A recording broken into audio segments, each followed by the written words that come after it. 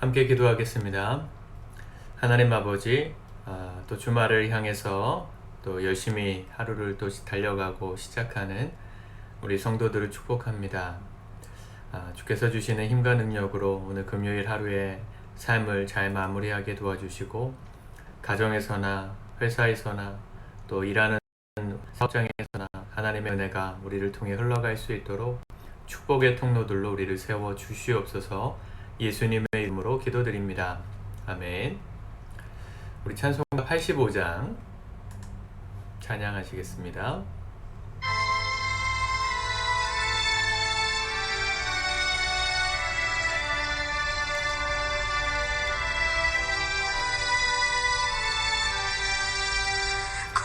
주를 생각만 해도 이렇게 좋거든. 주 얼굴 배울 때야 얼마나 좋으랴.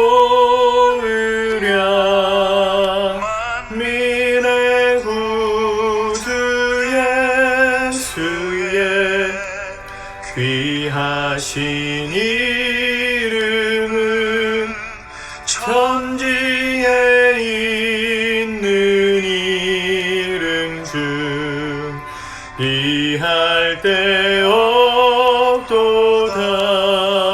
참에게 아는 자에게 소망이 되시고 구하고 찾는 자에게 기쁨이 되신 나.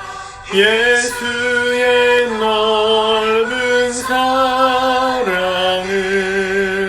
어찌다 말하랴.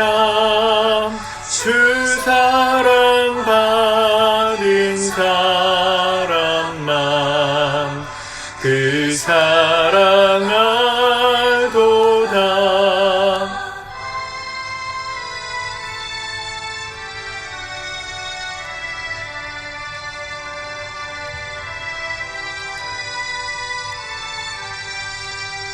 사랑의 구주 예수여 내 기쁨 되시고 이제로부터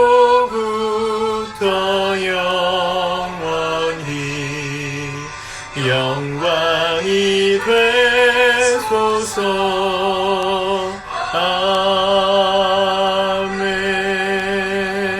아멘.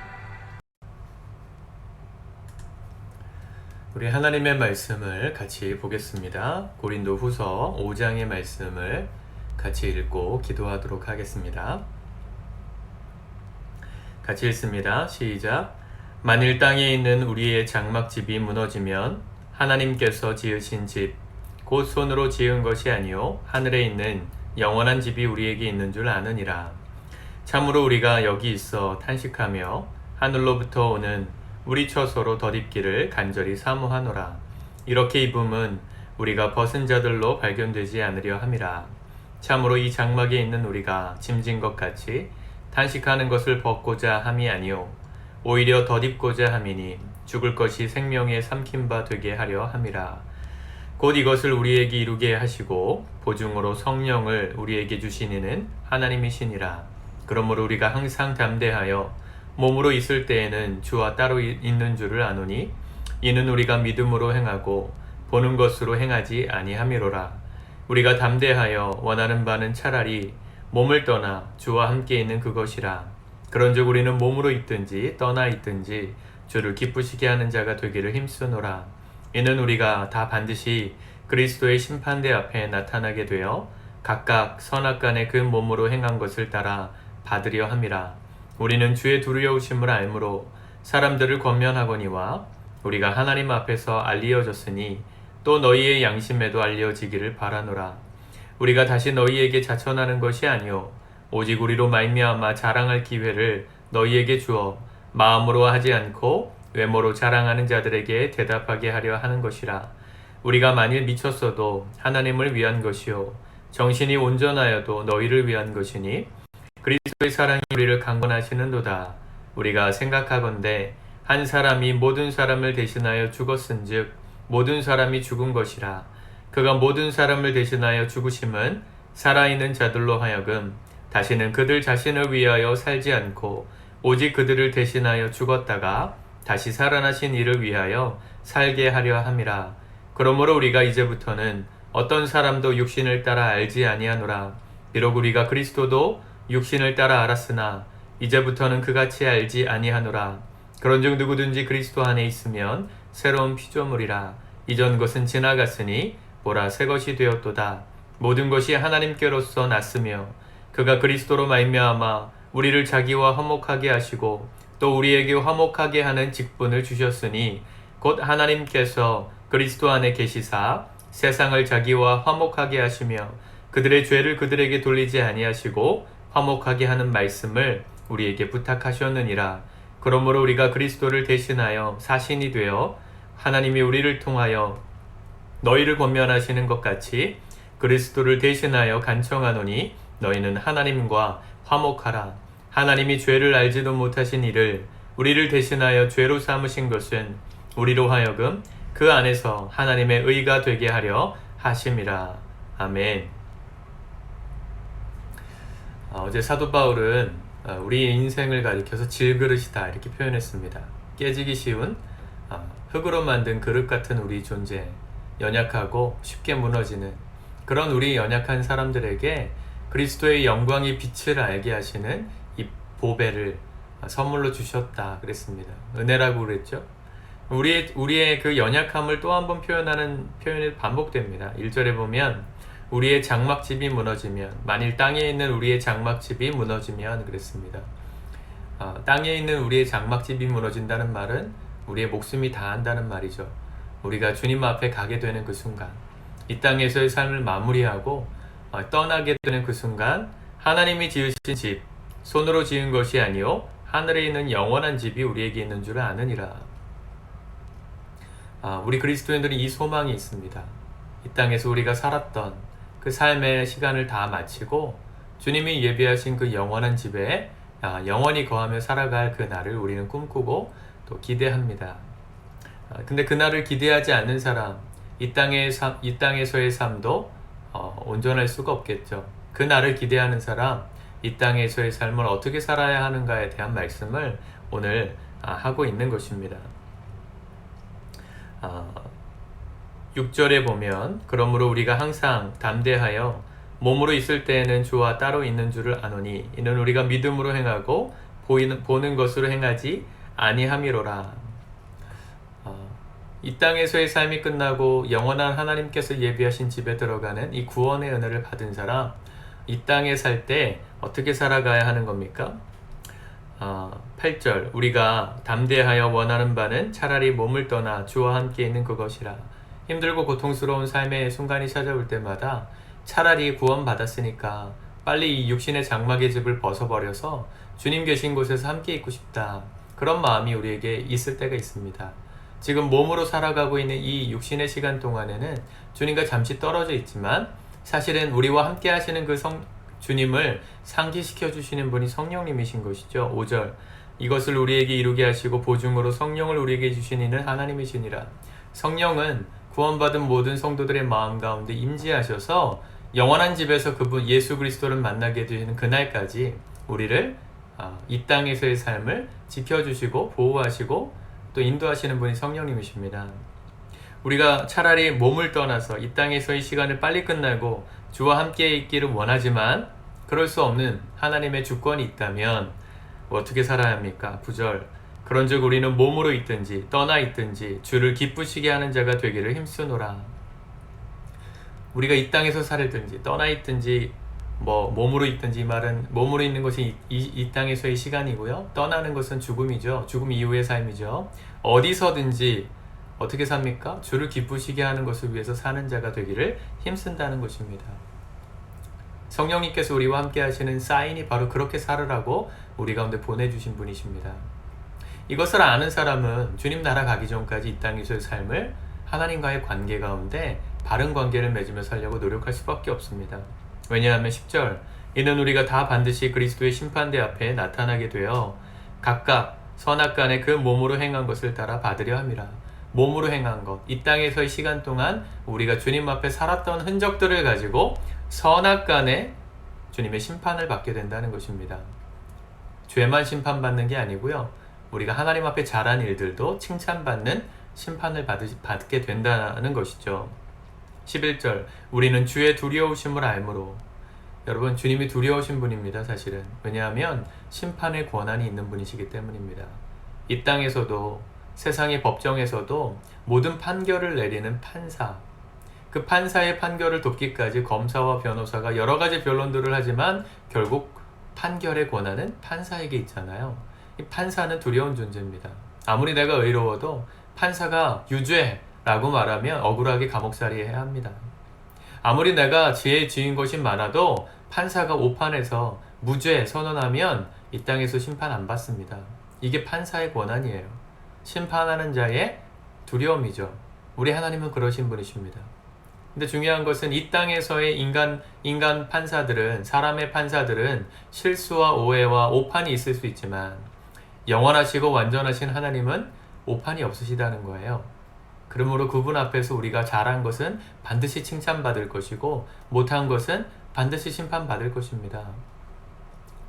물론 그 심판을 우리 그리스도인들은 예수 그리스도의 십자가를 통하여 해결받았죠. 예수님이 우리의 심판받아야 마땅할 죄의 대가를 지고 십자가에서 죽으셨습니다. 내가 받아야 될 그 죄값을 주님은 그냥 무시하지 않으시고 대가를 치러 심판하시는데, 그 심판을 나에게 쏟으신 것이 아니라 당신의 사랑하는 외아들 예수 그리스도에게 쏟으셔서 그 죄값을 치르셨어요. 그게 하나님이 우리에게 보여주신 놀라운 사랑입니다. 이해할 수 없는 사랑입니다. 우리는 그 주의 두려우심을 알므로 11절, 사람들을 권면하거니와. 뭘 권면하겠습니까? 11절, 주님 뜻대로 이 땅에서도 바르게 삽시다. 권면하는 거죠.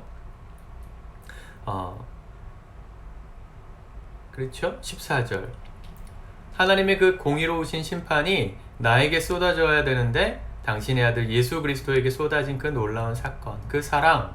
그래서 사도 바울은 14절에 그리스도의 사랑이 우리를 강권하시는도다 그랬습니다. 우리가 생각하건대 한 사람이 모든 사람을 대신하여 죽었은즉 모든 사람이 죽은 것이라. 그가 모든 사람을 대신하여 죽으심은, 근데 왜 그 사랑을 보여주신 겁니까? 말도 안 되는 사랑, 이해 안 되는 사랑, 나에게 자격이 없는데 내가 얼마나 사랑스러운 존재인지 나도 잘 모르겠는데 왜 나 같은 사람의 죄의 대가를 위해서 하나님의 아들이 죽으셨냔 말이죠.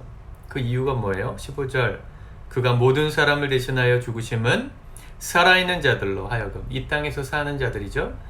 살아있는 자들로 하여금 다시는 그들 자신을 위하여 살지 않고, 지금까지는 나만을 위해서, 죄를 진다는 건 뭡니까? 내가 중심이 되어 사는 것이 죄입니다.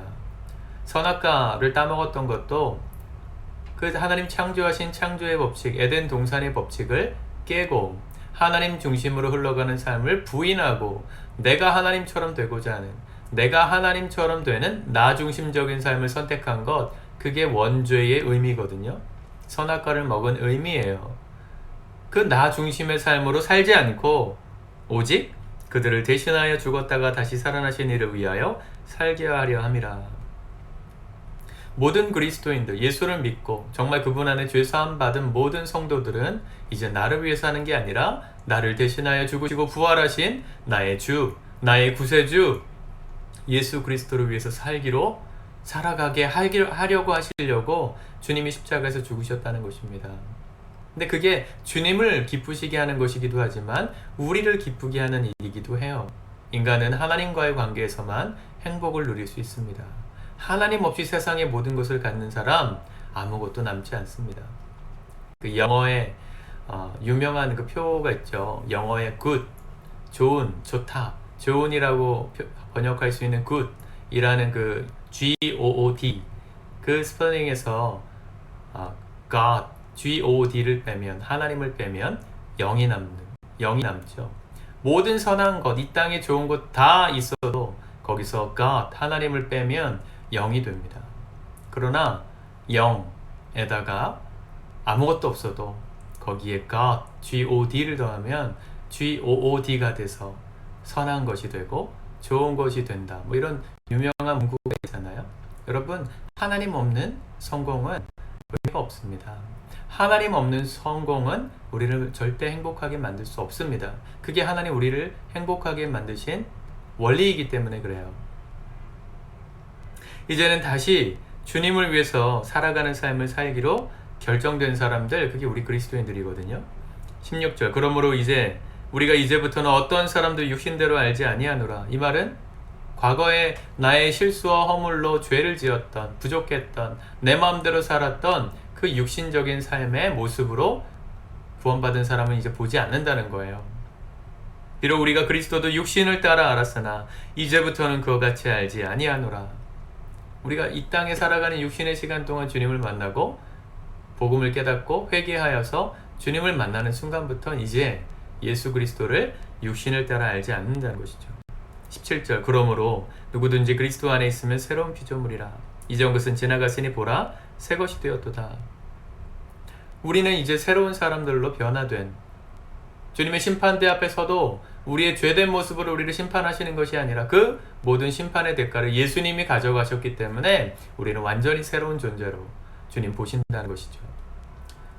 주님만 그렇게 보시는 것이 아니고 우리 이 땅에 살아가는 성도들 서로도 그렇게 보아야 합니다. 18절, 모든 것이 하나님께로서 났으며 그가 그리스도로 말미암아 우리를 자기와 화목하게 하시고, 예수님이 우리와 우리의 죄값을 해결하심으로 하나님과 우리 사이로 화목하게 하셨잖아요. 거기서 끝난 게 아니고 또 우리에게 화목하게 하는 직분을 주셨으니 이제 이 땅에 살아가는 모든 사람들과의 관계에서도 우리가 이 화목을 심으면서 살아가야 합니다.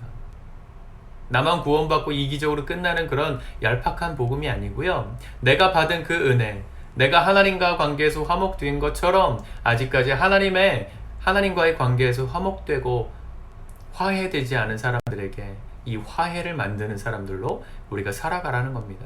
그냥 단순히 착하게 살라는 말이 아니고 아직까지 하나님을 모르는 사람들에게 이 복음을 알려주고 예수 그리스도께서 나의 죄값을 치르시고 나를 새로운 존재로 만드신 이 놀라운 구원의 복음을 전해주므로 그도 하나님과의 관계에서 영적으로 화목한 자가 될 수 있고 거듭날 수 있도록 우리가 그런 사명을 받았다는 것입니다. 그런 직분을 주셨다는 것입니다.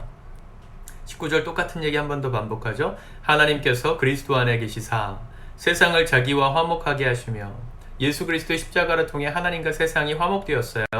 그들의 죄를 그들에게 돌리지 아니하시고, 이해가 되시죠? 앞에 설명한 이야기가 우리에게 마땅히 쏟아야 할 죄의 심판을 우리에게 쏟지 않으신다는 거예요. 화목하게 하는 말씀을 그리고 우리에게 부탁하셨다.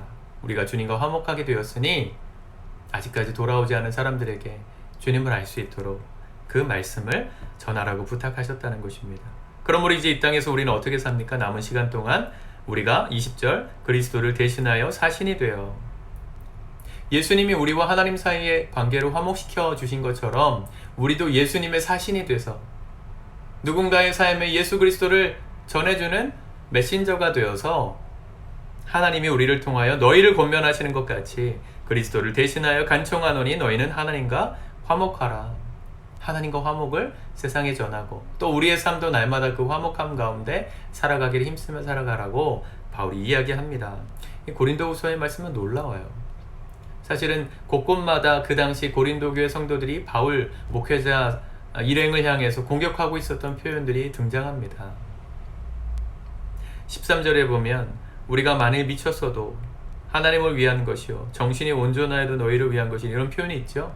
이것은 사도 바울이 쓴 표현이 아니라 고린도 교회 성도, 바울을 비난하는, 또 바울과 분파가 되어서 당파를 짓고 있었던 사람들이 바울의 그 사도권을 공격할 때 쓰던 표현일 거예요.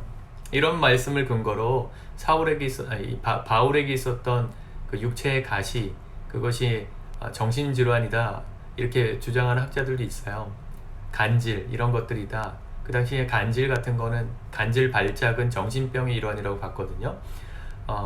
사도 바울이 복음을 전하다가 간질로 쓰러지고 거품을 물고 쓰러지니까 저 봐라, 정신병이 있는 사람이다, 미쳤다, 손가락질하면서 바울을 비난하던 사람들을 있었어요. 여러분, 바울에게 있어서는 그런 성도들을 만날 때 얼마나 가슴이 아프고 얼마나 사실은 힘들었겠습니까?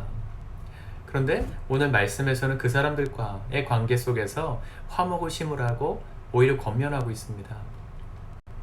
이렇게 당당하게 말할 수 있었던 바울은 이미 그들을 마음으로 용서하고 그들과 하나님 사이가 화목하게 되기를, 아직까지 깨닫지 못하는 그들의 삶에도 주님이 찾아가셔서 이 십자가의 복음이 깨달아지고 우리 인생이 어떻게 해야 행복해지고 화목해질 수 있는지를 말해주는 이 직분을, 이 사명을 끝까지 감당하며 살아가기를 힘썼음을 알 수 있죠. 바울이 먼저 그렇게 살았기 때문에 우리에게 이렇게 권면할 수 있었던 것일 것입니다. 사랑하는 성도 여러분, 오늘 하루의 삶에 먼저는 하나님과의 관계에서 이 화목함이 회복될 수 있도록 기도하고 또 유지하기 위해서 살아가시기 축복합니다. 예수 그리스도 안에서 내가 어떤 존재인지를 늘 확인하셔야 돼요. 안 그러면 세상 사람들이 나를 판단하는 그런 말들로 나를 보고 누군가 비교하는 말들로 나를 해석하는 순간부터는 인생이 우울해집니다. 나 같은 게 뭐 잘할 수 있겠어? 나 같은 게 무슨 자격이 있어서 하나님의 축복을 받겠어? 패배의식에 빠지고 회의주의에 빠지는 그런 삶이 되고 말아요. 우리는 늘 뭘 생각해야 합니까? 하나님이 나를 어떻게 보셨는가? 어제도 우리 지체하고 양육을 하고 왔는데 하나님이 우리를 어떻게 보시는가? 얼마나 나를 사랑하셨으면 나를 위해서 노래를 불러주시고 나로 인해서 기쁨을 이기지 못하신다고 고백하실까? 세상에 이런 사람이 있는가? 아무 조건 없이 대가 없이. 우리는 그런 사랑을 받아본 적이 없어서 그렇게 사랑해준다 그러면 오해하고 의심해요. 아무 대가 없이 날 사랑해? 저 사람이 나에게 뭘 뺏어가려고 하는 게 아닐까 의심하거든요. 근데 하나님의 사랑은 의심할 필요가 없는 사랑이에요. 내가 뭘 잘해서 사랑하시는 게 아니고 있는 그대로를 사랑하시기 때문에 그 사랑을 확인할 때마다 내가 어떤 존재인지를 알 수 있습니다. 내가 그렇게 사랑스러운 존재구나, 하나님 앞에 그렇게 귀한 존재구나 아는 사람, 그렇게 느끼며 날마다 확인하는 사람만이 하나님과의 관계를 화목하게 유지할 수 있습니다. 그게 첫 번째고요. 그 하나님과의 관계가 화목하게 되었다면, 이 말씀을 보시면서 그렇게 하나님과의 관계가 친밀해지셨다면 오늘 만나는 모든 관계들 속에, 사람들과의 관계들 속에 이 화목의 직분을, 화목의 사명을 전하고 나누시며 사셔야 합니다. 누굴 만나든지, 심지어 나를 욕하고 비난하고 오해하는 사람들에게까지 예수 그리스도의 사랑으로 그들이 하나님과 화목할 수 있도록 도와주는 그런 가슴 넉넉한 그리스도인들로 살아가는 저와 여러분들 되기를 축복합니다. 기도하겠습니다. 하나님, 오늘도 주님께서 우리에게 주신 이 화목의 직분, 그냥 사명과 의무가 아니라 먼저 우리에게 사랑으로 보여주신 이 놀라운 화목의 은혜를 우리가 먼저 누리고, 우리를 통해 이 땅 가운데 그 화목의 사명이, 화목의 은혜가 흘러갈 수 있도록 우리를 도구 삼으시고 그리스도의 사신 삼으시고 우리를 메신저로 통로 삼아 주시옵소서. 예수 그리스도를 전하기를 힘쓰며 살기 원합니다. 그분 안에서 나를 날마다 발견하며 나의 가치를 확인하는 삶을 살기를 원합니다. 나를 사랑하시는 그 예수 그리스도의 시선으로 나를 보고 다른 사람을 바라보며 우리의 지경이 넓어져가는 오늘 하루의 삶이 될 수 있도록 축복하여 주시옵소서. 예수님의 이름으로 기도드립니다. 아멘.